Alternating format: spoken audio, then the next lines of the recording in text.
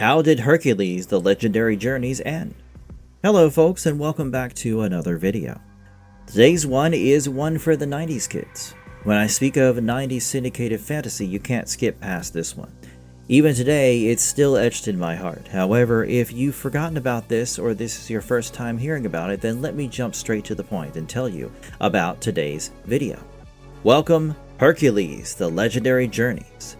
In our agenda, we're rolling it back to understand the ending of the show, everything that led to it and around it. You see, outside of the lore, the show ended dramatically, and unlike the others, not because of declining ratings, but because Kevin Sorbo, the actor who played the son of Zeus, said no.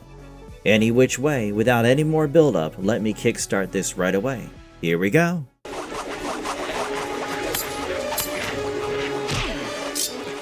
Five movies before a series.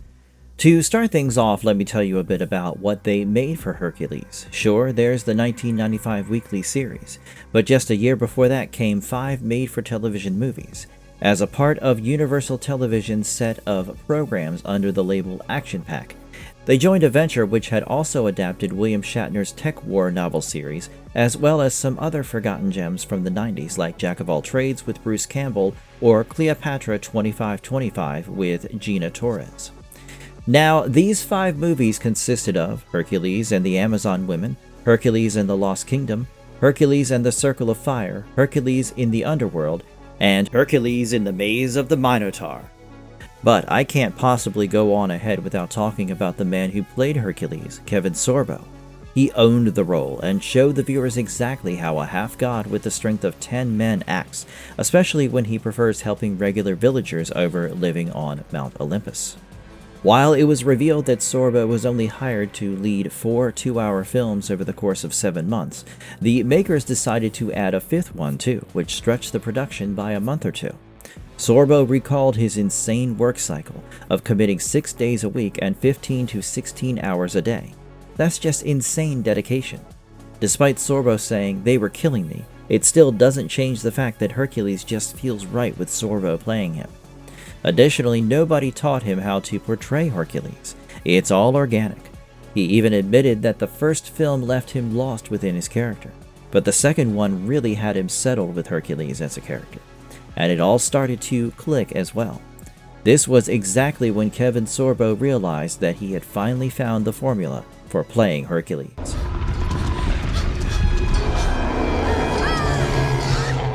A regular guy who happened to be a demigod. Like many of us, if you ask a layman to visualize Hercules, I'm sure they would think of someone looking like a mythic figure, no less. But that wasn't the case with these movies, and it's crazy to think about this decision taken in 1995. The producers decided to make Hercules a warmer, approachable guy instead of the popular and quite frankly mundane idea of a character like this. Sam Raimi that year even said that they tried making Hercules an American and a regular guy who wasn't necessarily a musclehead. Could you imagine something like that? Anyway, the series eventually had us see a Hercules with a sense of humor, as well as someone who had his own moments of vulnerability. This choice was unconventional for sure, even if Kevin Sorbo, who admitted that it wasn't until the second movie came about that he truly began to appreciate and immerse himself in this interpretation of Hercules. He went on to even point out an interesting aspect of the original movies that bothered him, which was his dialogue, the delivery of which, according to him, made Hercules look just slightly more intelligent than a sack of doorknobs. I can't forget about Michael Hurst here, who played Hercules' sidekick, Iolaus. The chemistry on and off the screen between these two was one of the reasons why the show succeeded. Being a stage actor from New Zealand who has had a history of playing fool and bard characters in productions of Shakespeare's plays, he channeled those theatricals to this venture too. No wonder he was an immediate fan favorite, which is affirmed even more so by watching him appear in Young Hercules.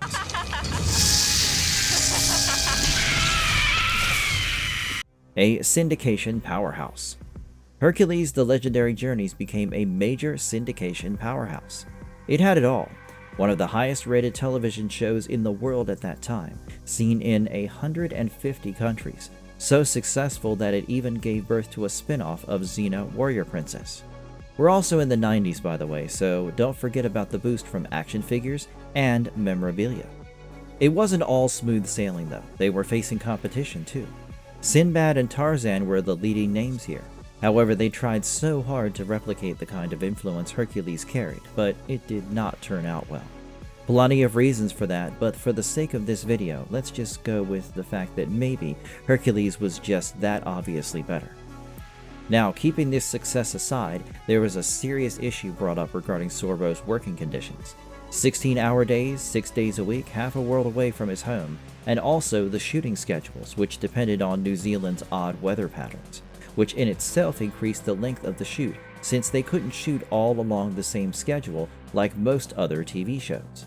But all of these things were steadily getting to Sorbo's head.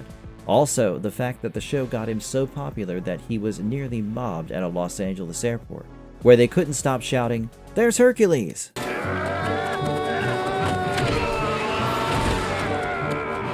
The health scare nobody knew about.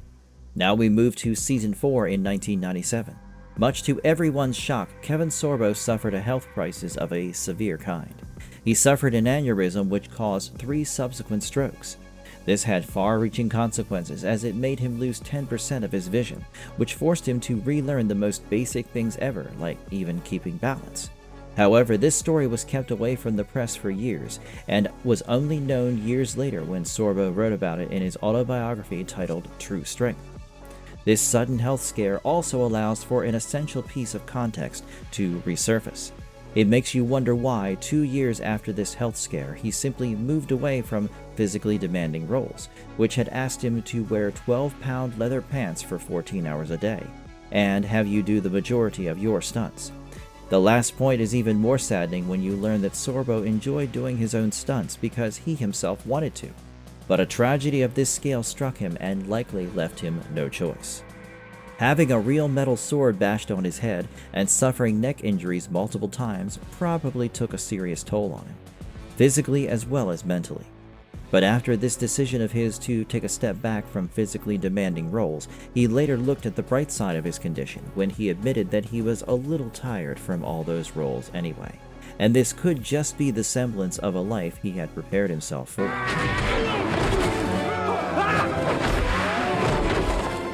The pay cut Sorbo wouldn't take. Now on to the real reason for the show's end. Simple, it was financial and nothing else. Studios USA syndicated the show and had a deal in place for daily reruns on the USA Network. But sadly, the episodes happened to be sold at quite a low price. And you know how it unfolds. A show like this needs a well-backed production, and without that it begins to smother the project. Kevin Sorbo had his contract run through the final shows, but he also mentioned that the company wanted him to agree to a massive pay cut. He said, "I understand, that's the business side of business. You've got to remember that's the way the game is played." In April 1999, speaking to the New York Daily News, he said, "I'm actively pursuing more work now. I'm 99.9% sure the show is over, which is sad." In spite of being in demand at the time, supposedly in talks to work on 3 new series and a couple of films, he admitted that the end of Hercules and the way it did truly saddened him. Universal Studios wanted to go 3 more years with the show, but I'm the culprit. I'm the bad guy. I wanted to move on and do something else. I loved Hercules and still miss my friends. I miss New Zealand, but I thought 7 seasons was enough, he said. However, the executive producer of the show, Rob Tappert, had something different to say. He claimed that while Studios USA may have asked Sorbo to take a huge pay cut, it was just standard negotiation. But the reality was supposedly much different. In fact, the studio wanted to replace Hercules with a new show of their own. As a result, Tappert and his attorney met with Sorbo and his people to come up with a game plan to get Sorbo as Hercules for 3 more years. Sorbo simply declined the idea of committing to this role for 3 more long years. Tappert said, "Kevin had done his dash and the forces of the market offered a perfect opportunity to launch a new show." Now, as per Sorbo, Studios USA got a solid deal with Renaissance Pictures to do only 8 episodes for the 1999-2000 season. This shortened run was questionable, and they later found out that this would give Studios USA just about enough for an ultra-lucrative 5 days a week syndication. Simple as that. Sorbo told Cinescape in late 1999, "They've got the number of episodes that they want to have. It's sad for everybody. I'm still enjoying the show, and so is everybody else. We have a blast doing it. This has been a wonderful ride. On the one hand, it's sad that you're leaving when you're still so hot and the episodes are doing so well. On the other hand, it's nice to leave when you're on top.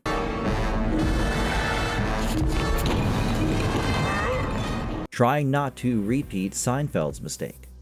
When they were thinking of a good way to end the show, executive producer Rob Tappert said that the team wanted to take their time to construct a well-planned ending, rather than a rushed one. Funnily, he said that 6 months of thought and discussions were spent working on this Hercules conclusion, because we didn't want to make the Seinfeld mistake, which is obviously a reference to the mixed set of reactions that Seinfeld's finale got when the fans saw an ending like that. Bruce Campbell, who played Autolycus in the show, took over the directing duties for this one. This was a personal favor he was committing to, saying, "There are no teary goodbyes, no dying in each other's arms. These two are buds for life. It's you and me, bro, doing this forever, the two of us together."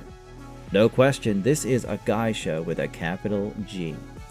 Campbell had previously directed numerous episodes of Hercules and Xena before, but he felt he wanted to use his creative ambition to ensure that Hercules and Iolaus get a proper send-off that they deserve. And they did, and it was emotional. Sorbo and Hurst became very emotional right before shooting this scene in the finale, and so did the crew. The usually fun and semi-noisy sets of Hercules: The Legendary Journeys were just quiet for the finale shoot, out of melancholy, I presume. Full Circle, the series finale. Let me talk about the series finale now, titled Full Circle, and airing on the 22nd of November 1999. The plot goes something like this: a family reunion with Zeus, Hera, and Ares, the god of war. Zeus here uses the power of Evander, the son of Ares and Nemesis, to free his former love, Hera, from the abyss of Tartarus. And he's successful. Hera comes back, but sadly has no memory of her past. The compassionate Evander releases 3 titans in Helios, Oceanus, and Atlas, who are all hell-bent on revenge.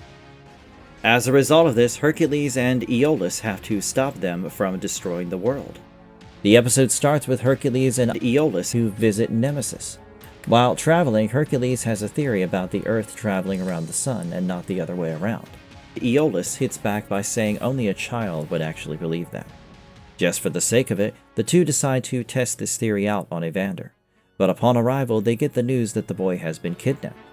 Hercules' first suspicion falls on Ares, but Nemesis tells him that it was Zeus who did this, just to have Evander raised on Olympus. Meanwhile, in a nearby village, it's absolutely chaotic when a purple dinosaur arrives out of nowhere, shooting flames all around. Seeing something like this makes Hercules ridicule it at first, thinking that the gods may be running out of ideas. But actually, it was the idea of a child, Evander. At the moment, he really was traveling with Zeus.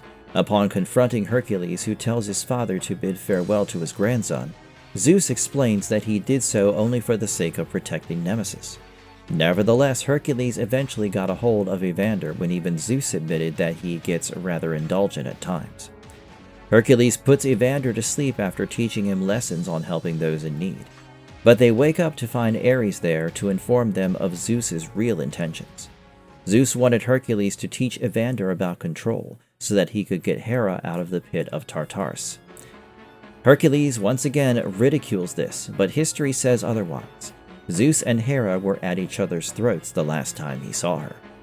Anyway, we're at the entrance to Hades now, and we see Zeus telling Evander their reasons for being there. To save his grandmother, who was trapped and left all alone in a dark pit with the Titans. But Evander, with his mental capabilities, rescued Hera right away.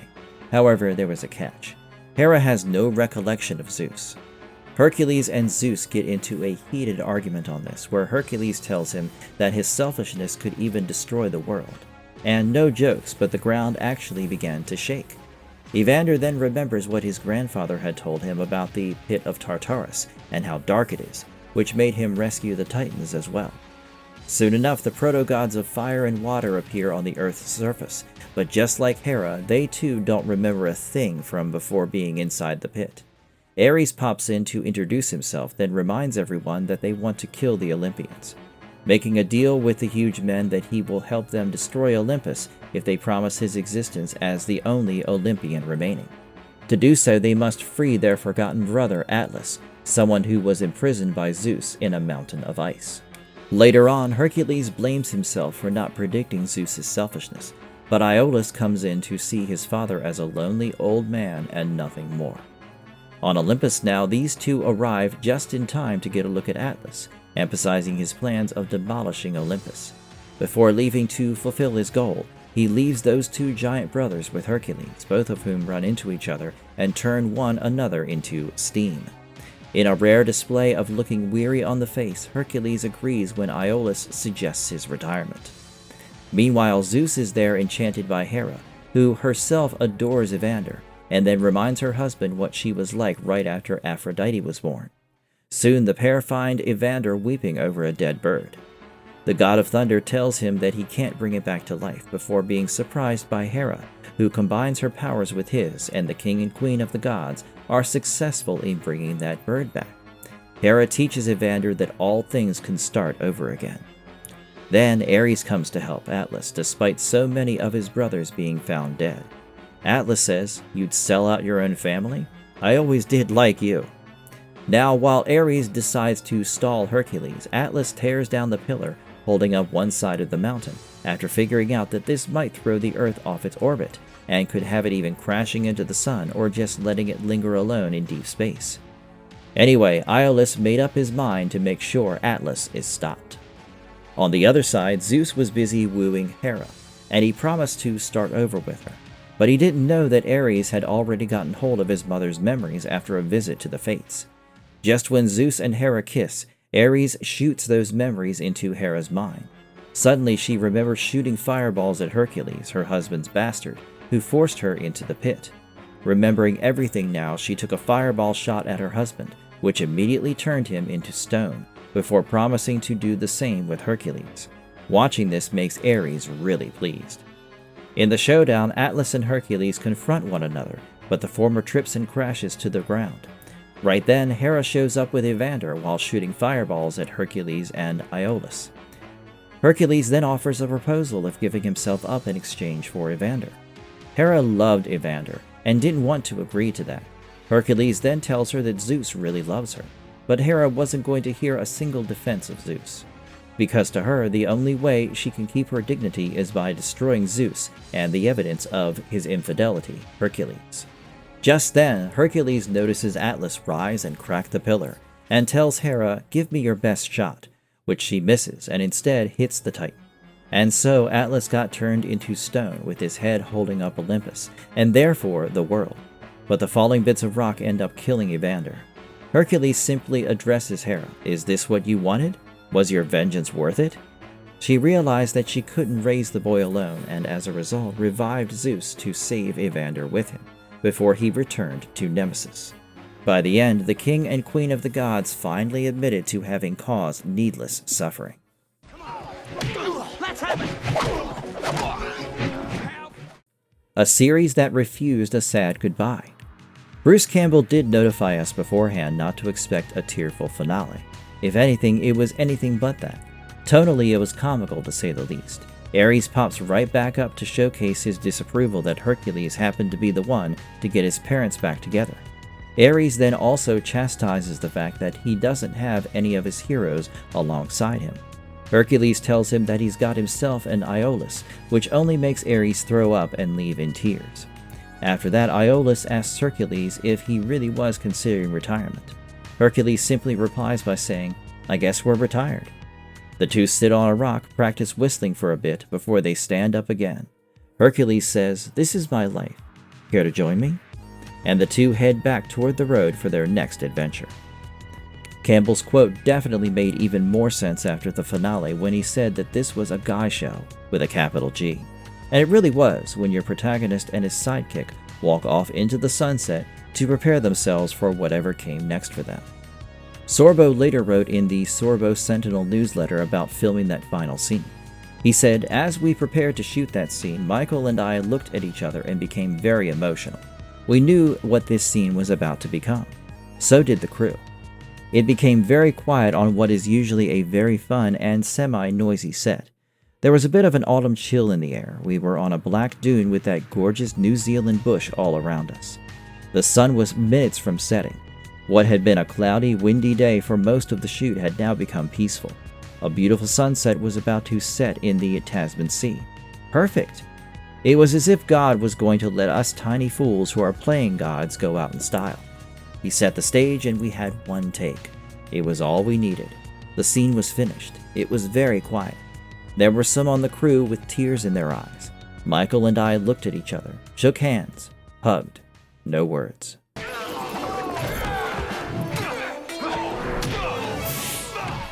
Not everyone loved the ending.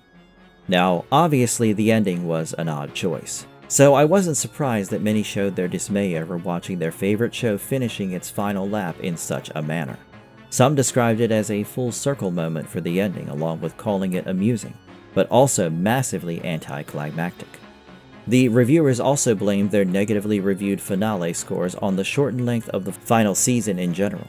Interestingly, many side characters that really caught the eye of the fans, such as Salmonius or Xena, were seen to have had their arcs left incomplete, without getting them a send-off. One very popular word used in many reviews was seen to be unfinished, in such a way that the stories, the intent, and the character journeys were very much likely to continue, just without an audience, or rather, a broadcast. There were some critiques of certain characteristic inconsistencies too. Zeus's diminished power when around deities like Dahak or Ares, seemingly acting as a pussycat at times, are a couple of examples that immediately pop in my head. It wasn't all bad though. By the end, Hera was so much scarier in the finale than in usual iterations. Then there was some classic humor, like when Iolaus thought Hercules was making a pass at him. But even with the humor, the context for which the conventional style of comedy was applied did not feel fresh or energetic at all. Nevertheless, my personal 2 cents on this would be that while there were some obvious issues with the broadcasting of the final season, and some creative as well as internal conflicts, I wouldn't consider the ending to be extraordinary in any sense. They decided to choose the easiest path rather than the most sensible one, for all the leads as well as the side characters, along with their arcs involved.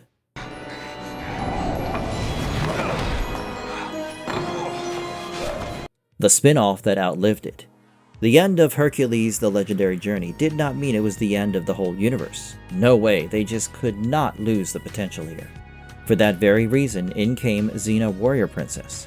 While she was a villain to Hercules, having a 3-episode arc in that show, here she had her own run of about 134 episodes. Exceeding the 111-episode run of the original show that only briefly introduced her is insane, to say the least. But that wasn't all from this universe. A young Ryan Gosling played the titular role in Young Hercules, which ran from 1998 to 1999. The show was all about exploring the teenage adventures of the Great Warrior before he was a Great Warrior. Hercules' showrun, Rob Tappert, once stated that as they realized the original show was in its final run, they were already looking out for options to go ahead with a spin-off. Interestingly, Xena was not their first choice. It was instead Jason of Jason and the Argonauts.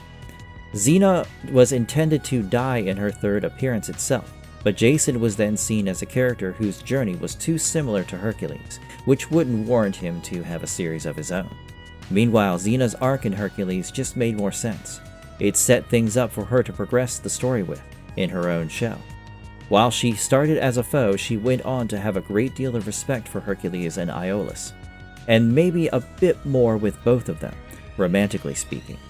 So yeah, without Hercules, we wouldn't have had a chance to explore the great story of Xena.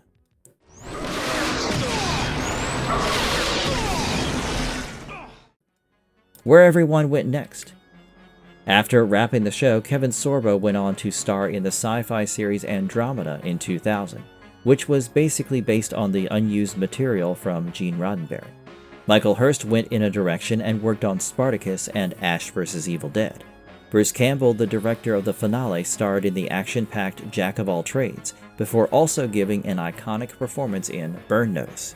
Finally, there's the production company, Renaissance Pictures, which continues pursuing television. Yet after all these years, Hercules still remains their most consequential work. Did Hercules get the ending it deserved? On to a key question to end things.